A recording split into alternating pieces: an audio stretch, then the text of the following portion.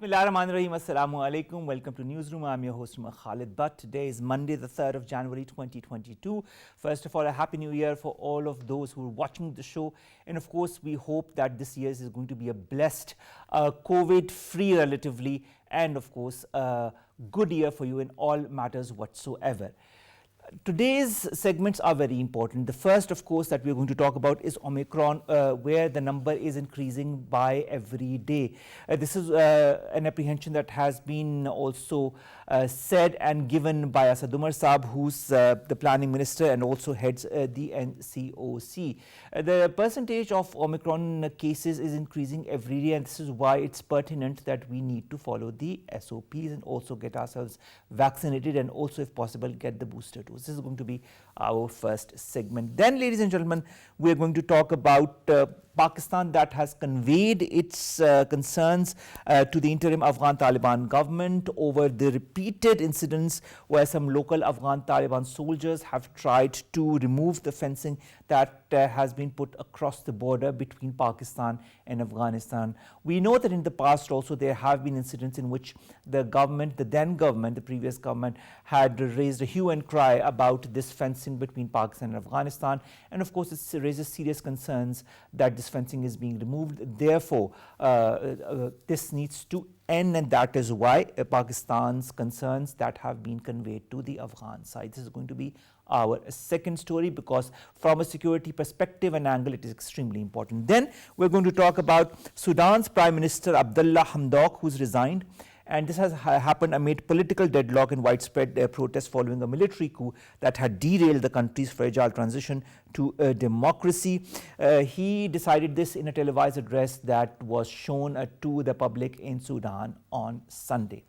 Then we're going to talk about, finally, ladies and gentlemen, Twitter that has said that on Sunday it has permanently deleted the personal account of Republican U.S. Representative Marjorie Taylor Greene for tweets that repeatedly violate the social media's misinformation policy on COVID-19. This is not the first U.S. Congresswoman who's been suspended temporarily or otherwise. There have been two other Republican members of the House who have received temporary suspensions as well on Twitter, Jim Banks and Barry Moore. This is going to be our last story. Let's begin with our first story of the day, ladies and gentlemen, our first segment, and that concerns Omicron. We've been highlighting how important it is to follow the SOPs and to get yourselves vaccinated against this pandemic that is wreaking havoc across the world. Now, Omar Saab, who's the Minister for Planning and also heads the NCOC, has raised fears that a fifth wave of COVID-19 might be entering Pakistan with the number of cases that are increasing. More in the following report.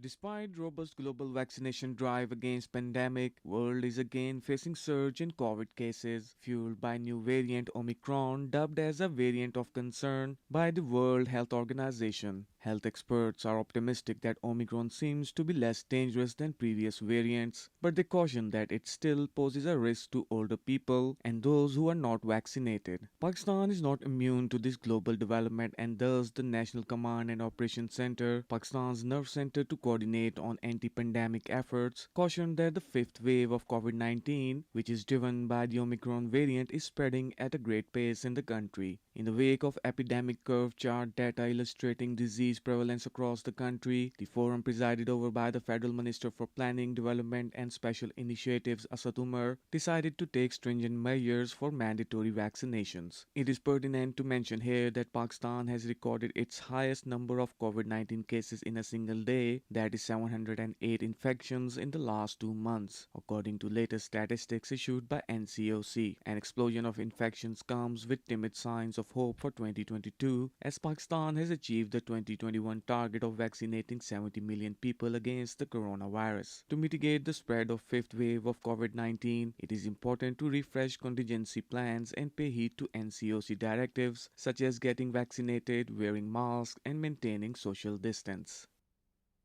To talk more about COVID-19 and Omicron, we've been joined by Dr. Rana Jawad Azkarsab. He's a leading epidemiologist and a frequent guest on this very subject. Dr. Saab, thank you very much to have joined us. Dr. Saab, the fears that have been allayed by Asad Umar Saab, who also heads the NCOC, how should one react to it as a general member of the public and also as somebody who needs to, like somebody like myself or somebody like yourself, what is the course of action that now needs to be taken by people like us, by the people of Pakistan? Thank you very much for inviting. Uh, as you know, we were talking about this for quite some time. The possibility of new variants who could be more lethal or more infectious. So until we control the spread of COVID-19 across the world, uh, these variants will not stop coming. So Omicron is 4 times more infectious than Delta, which was on its own more infectious and lethal than previous variants. So that's why we are seeing a huge number of cases, unprecedented number of cases. In US, daily cases reached to 500,000 numbers. In UK, it has reached 200,000 numbers on a daily basis. Pakistan, we have also started seeing that rise of cases. So, how to protect yourself while Omicron is ravaging around the world? It's again as simple or as basic as it was before. Number one, get your vaccination. If you had got your 2 vaccines, get and you are eligible, then get the booster dose. Second, make sure your children have the vaccine, also are vaccinated. The difference in Omicron, what we are seeing is that it's affecting a younger age group. And this is the age group of young children and young adults. And the reason is that many of them are still unvaccinated. In US, some school districts have been closed already, and the threat of its effect on school systems is actually huge. So your kids should be vaccinated if they are eligible, and everyone should be wearing masks. Wary And of the SOPs and try to follow the SOPs as much as they can. But Dr. Saab, herein lies another dilemma. There is a market research that has been done by a company known as Ipsos in 34 countries, which shows that there was no consensus on what would signal the end of the COVID-19 pandemic. When it comes to Pakistan, it had the highest share as per this market research of those who thought that the pandemic was over. In your point of view, Dr. Saab, why is that so? Why do people in Pakistan feel that the pandemic is over? not only just Pakistan, but across the globe, many people thought it's over because just few weeks ago, there were globally, and not only just Pakistan, globally, there was decrease in the daily number of cases. So for weeks, there were very few cases, and people one were tired of following SOPs, and they wanted it. And and when they saw the low number of daily cases, everyone thought it's end of the pandemic. But anyone who who studies pandemics knew this, that this is not the end of pandemic, and pandemic will not end until it's finished everywhere around the world. So, and for that we need a global thought processes and global effort. Country specific efforts could help you at to some extent, but it does not guarantee that you will not see new cases. All right, Dr. Saab, what needs to be done to convince these people who A, think that the pandemic has ended, or B, think that there has never been any pandemic whatsoever? Yes, that I have to face those, and people need to remember this, that it was not only the 100 years old flu pandemic which affected nearly one third of population at that time, when world was not connected and people were living in isolated communities and killed 50 to 100 million, around 50 million people. That's long time ago. But in between those 100 years, many pandemics came. 5 or 6 major pandemics came, but they didn't kill that much. So that's why people outside the profession didn't hear about this. But I think everyone remembers nearly 10 years ago when there was a swine flu pandemic. and people thought in the beginning they were very afraid. But luckily, it didn't kill so many million people. It killed still tens of thousands of people, if not hundreds of thousands. But it did not affect a huge population. So pandemic is a natural process when a virus mutates and our bodies are not immune to it and they don't know it.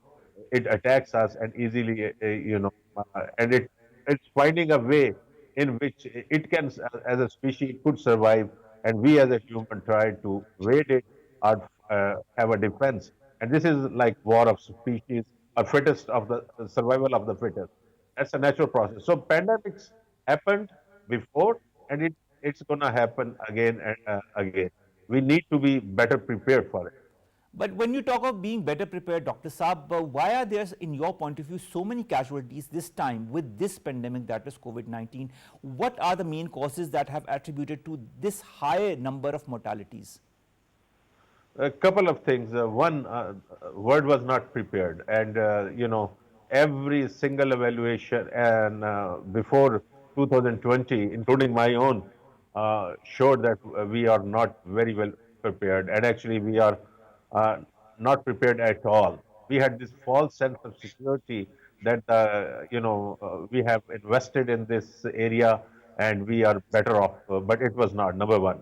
Number two, as a new disease, and that was not what we were expecting. We were expecting a flu-like pandemic, something like avian influenza pandemic. So more focus were on this. Coronavirus has not seen so deadly or a pandemic potential. That's why the scientists have to take some time to figure it out. What are best ways to protect ourselves? And I think one of the other major reasons why a lot of people die, and still pandemic rage is failure to understand that the transmission is airborne and it's not droplet. In the beginning, that was okay that if you couldn't figure it out. But I remember since April 2020, at least I and few others on the global health media, we were talking about open your windows, open your doors, because it made sense. And now, nearly 1.5 years later, WHO and US CDC has acknowledged this and put it as on their one of the key actions. But failing to acknowledge this earlier and modifying our lifestyles, our building to ensure that we are protected from an airborne transmission actually also caused us so many deaths. All right, Dr. Saab, this is another variant, I mean, Omicron, and it obviously spreads much quicker in a much virulent fashion than was Delta or the other variants that came before. But what the studies indicate is that it is less of a lethal variant. But of course, that needs to be verified also in the next couple of days, that it is a bit less lethal as compared to the Delta variant. We are going to see a lot more variants in the coming years as well, as per the different researchers, as per yourself while discussing once some time back. How does one need to cater to all of that? Should we just live in our little bubbles and not come out of it? How should we continue living our lives in a fashion that could run in parallel with this pandemic? No, I think it's not practical to live in bubbles for that long time period. We have to live our lives, we have to go for work, we have to take care of our families. So this cannot be sustained on a long-term basis. So what we could do, and I think understanding how the virus is transmitted from one person to another, and then focusing on those interventions which stop that transmission. And as we just discussed, uh, uh, ventilation, importance of Of ventilation, course. understanding the ventilation and cross ventilation is critical.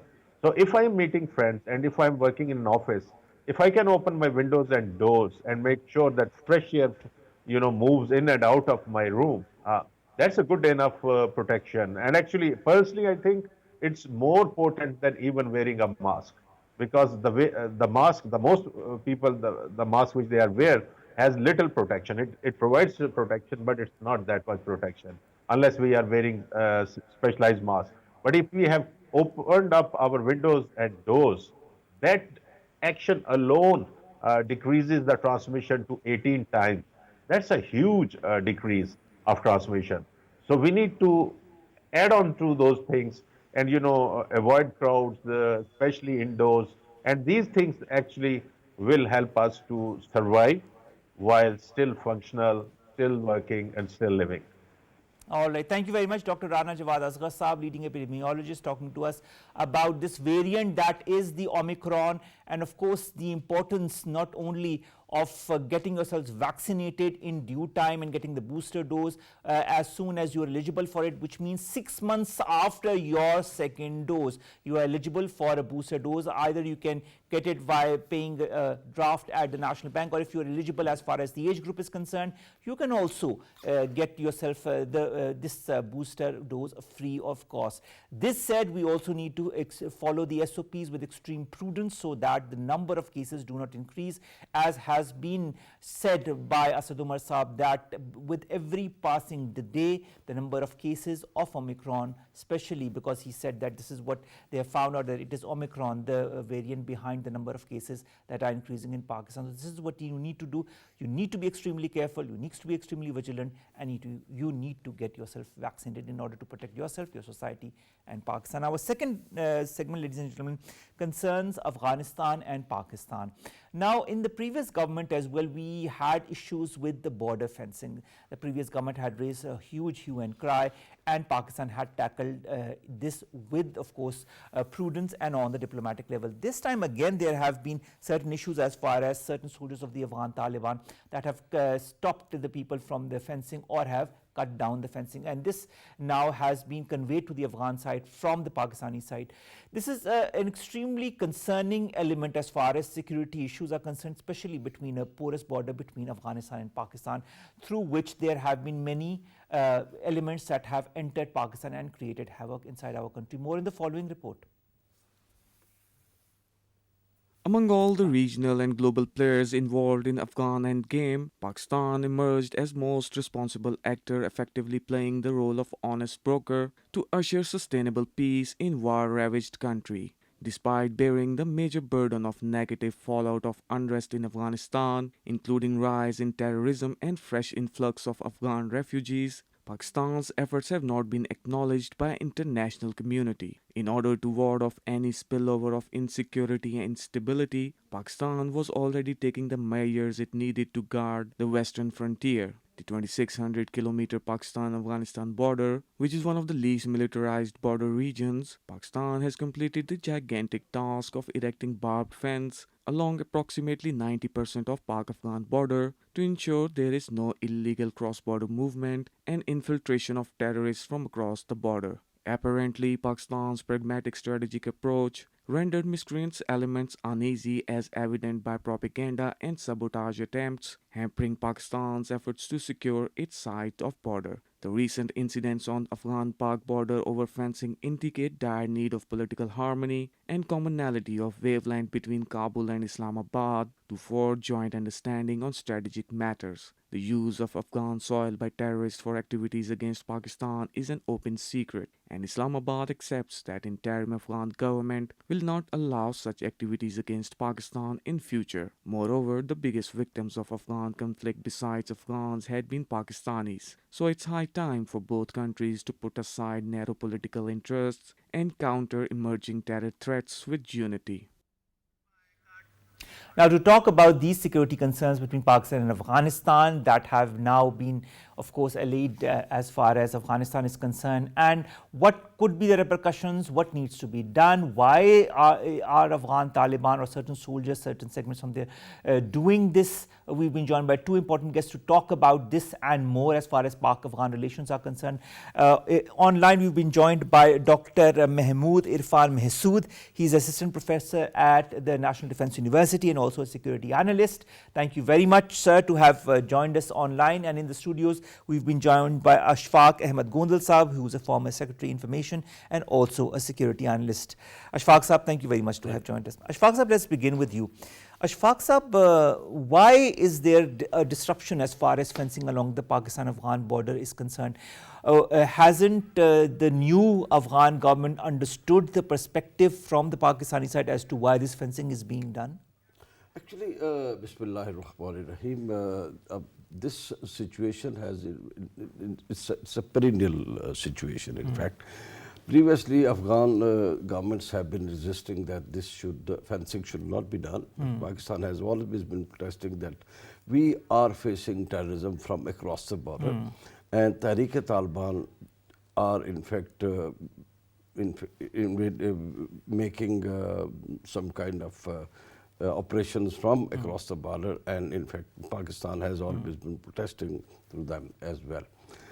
Now that since the Taliban has taken over and the previous government has gone now, the situation is that they are in a state of, I would say, desperation. All right. Because because of sanctions, they don't have anything to eat. They have this food security issue. Of course. They don't have food. That is why we had an OIC summit, especially. That's why we had this OIC.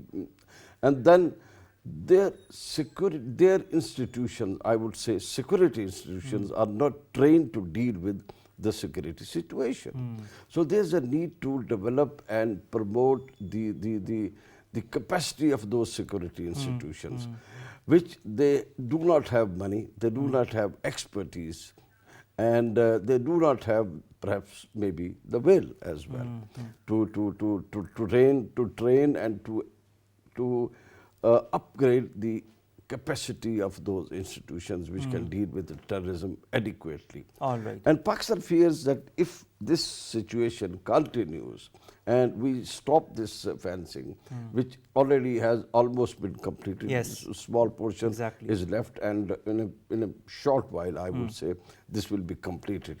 Pakistan wants that there should be a peace.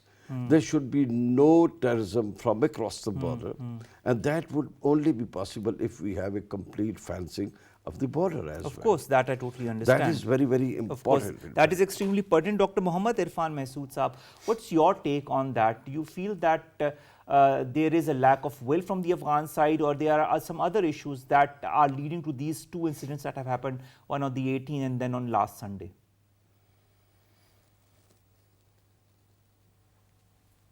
Dr. Saab, can you hear us? Dr. Saab, can you kindly unmute your side so that we can hear you and you can hear us properly?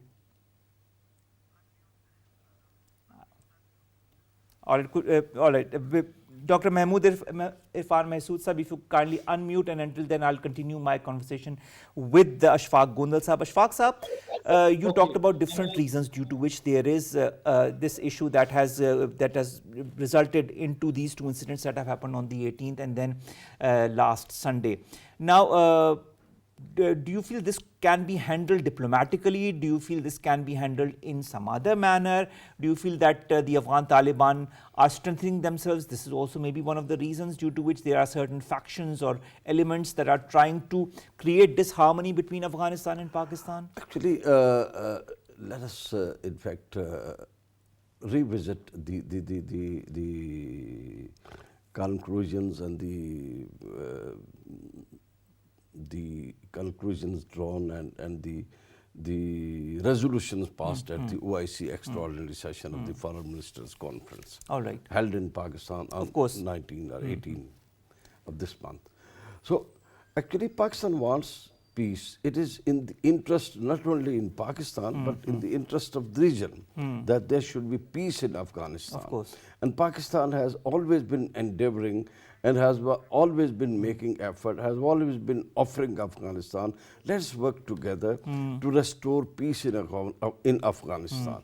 Because if there will be a peace, there will be a trade between the Central Asia, in the region as well, and there will be a peace between all this Asia, the region, which is a major part of Asia. But that for that, there needs to be much more effort that needs to be undertaken by all the parties concerned. Dr. Muhammad Irfan Mahsud Saab, now that you can properly hear us, could you give us your point of view as far as the reasoning behind these two incidents that have happened on the 18th of December last year and then last Sunday?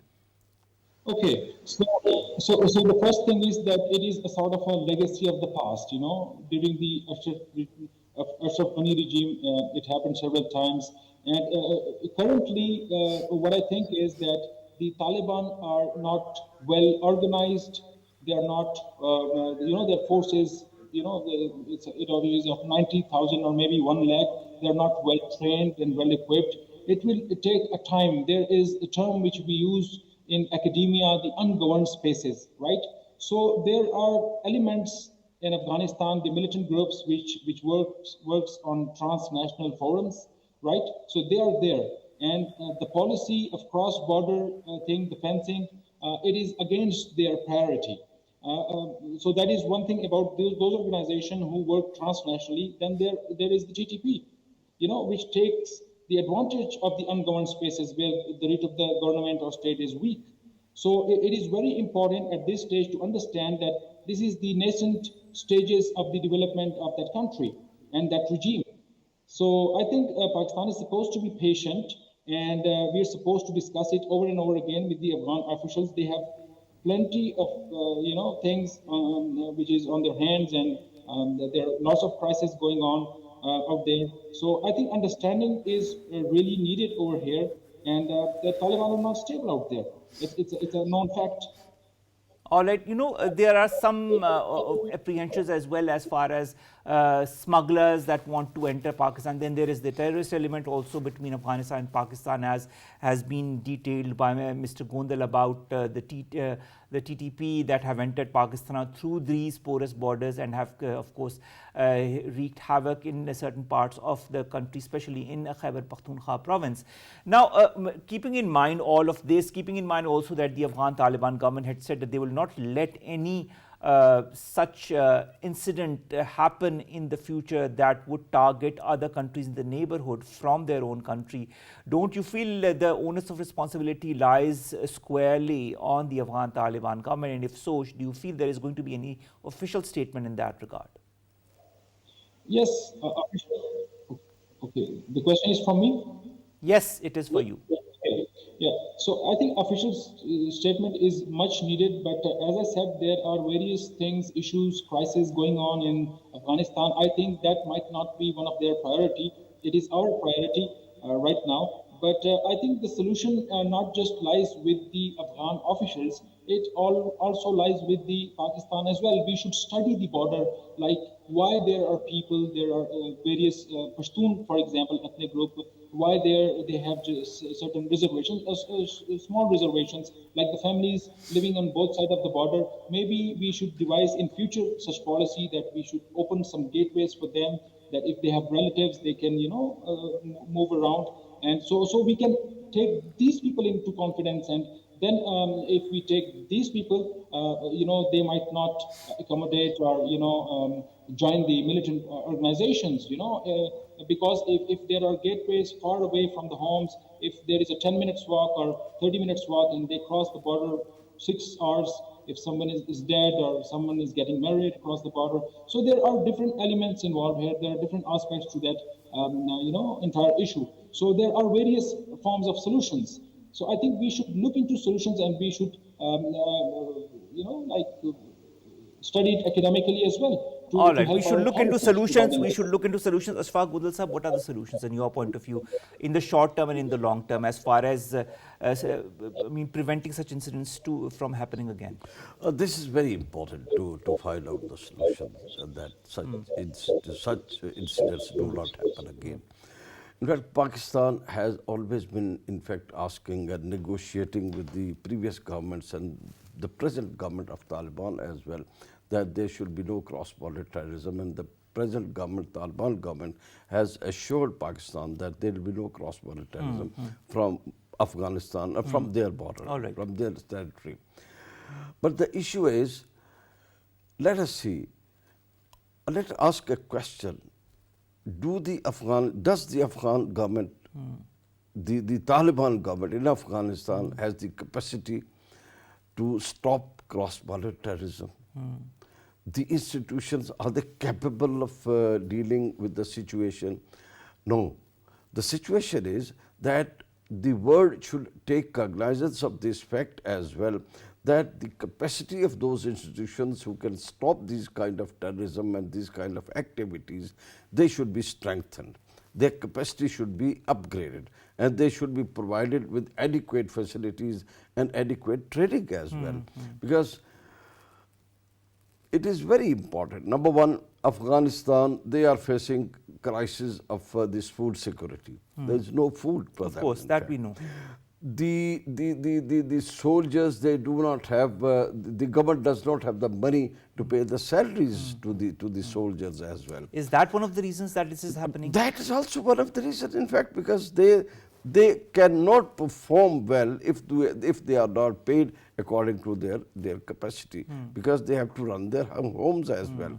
So this is also important, that the world should realize that the money which has been frozen in world banks, which belongs to Afghanistan, that should be restored. All right. So once that is done, maybe such incidents will not happen in your point of view. I think it will improve a lot, but at the same time, this fencing of the border is also very important, because if the capacity of any security institution is not upgraded to the level that it can stop and it can control terrorism from across the border, there is a need to at least to stop the crossing of those terrorists from the border. And that can only be done if there is proper fencing. Yes, there is proper fencing. So this is very important, that this fencing should be continued. But at the same time, one must realize that these Afghans, they need to be strengthened, they need to be rehabilitated, and they need to be, in fact, establish themselves so that they could perform in a better way. They should perform as a stable government. That is a very good point, which I am going to raise with Dr. Mahsud. Now, Dr. Mahsud, you know, when we talk of strengthening of the security apparatus or the government apparatus of any country, especially when it is a new evolving country such as Afghanistan and a new government that has yet to be recognized by the world over, do you feel that organizations such as the United Nations, countries such as Pakistan could help Afghanistan as far as strengthening its security apparatus is concerned, or maybe do some kind of co-planning with them, or send some soldiers to them? The United Nations could do that very effectively. What's your take on that? Yes, that will help. That will help the Afghanistan and the Taliban regime and their force. But the thing is, what we see there is that if we take, for example, TTP and Taliban, they have almost the same ethnicity over there. They have, the religion is the same, the language is the same, the culture. So we should understand the situation in this context, that if they want to halt the way of TTP, what will the foot soldiers say about it, or will it be implementable or executable? So for us, we should understand that these attacks might happen in future. There is a greater chance of it that these attacks will carry on. But we should complete the fencing. The fencing is the integral part of our security paradigm strategy, and it's very important for our own security and peace. But with this border fencing, I think there is also a need to educate our people. You know, our people in the border. Border management is always a difficult thing to do. Like America is facing still issues with Mexico's. They can't just stop drug trafficking and human trafficking. It's very difficult. But with Afghanistan, there is the militancy issue. I think our people are doing good. They're doing their job good, but they should also inculcate the barriers of minds in the policy, not just physical barriers, because we have to educate our people as well regarding the emerging situation. And then there is that socio-economic angle to that problem, that border fencing. You know, it has stopped the informal trade, and we do not have built industries in the tribal areas or in Balochistan, in those areas. So what will these people do?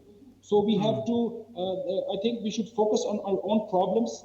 We can convey to Afghan officials that these are our reservations, or we can man our... But you know, there needs to be some solution that comes out of it. That is extremely important in this day, when there have been 2 incidents in the last few weeks. So we need to be extremely, I mean, at least move forward in a very resolute manner, so that the Afghans understand that this cannot happen again.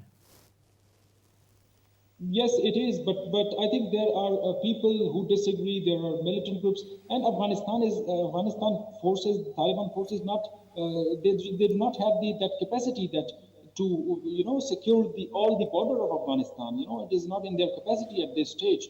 So I think this is a problem. This will remain a problem. But what we can do is we can focus on completing the fence and educating All our right. citizens, and also focus on the solutions, that what can be the solutions, and the local All people, right. their confidence is very important on the borderland. It's of prime importance, and we usually ignore it. All We right. should not Uh, ignore it this all time. right. Ashfaq, Gondal sir, border management is of resolute importance, this is what Dr. Saab has said. Nevertheless, there have been concerns as far as border infiltration, not just into Pakistan, but into other countries that surround Afghanistan Yeah. are concerned. China has talked about ETIM. Russia has had its apprehensions as far as the IS is concerned, Daesh is concerned. And of course, Pakistan also has a lot of apprehensions as far as Daesh is concerned. In all of this situation, and of course the Afghan Taliban government statements in that regard, do you feel the countries in the neighborhood should maybe join forces in order to help Afghanistan out? Actually, this is the problem, which is the immediate problem of the first of all the neighboring countries and then the regional countries as well, because if the Afghan government, Taliban government, present Taliban government in Afghanistan is not stable.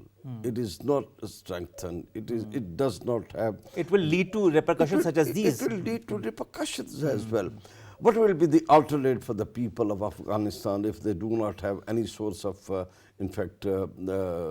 subsistence? So they will again resort to the narcotics. So this should be kept in mind, that the next morning maybe the world will start crying about the narcotics problem as well. And the terrorism issue And as the well. terrorism issue is a very, very important issue. World should realize, if the Afghan government, if the Taliban government in Afghanistan is weak, that means the Taliban's, they are getting stronger. So this must be kept in mind by the regional powers and the world powers as well. And most of all, I would say the most important player in this regard would be United States as well, because they have been here for a very long time. 20 years. Now they have left Afghanistan in a situation where they do not have any other clue. They have frozen their money.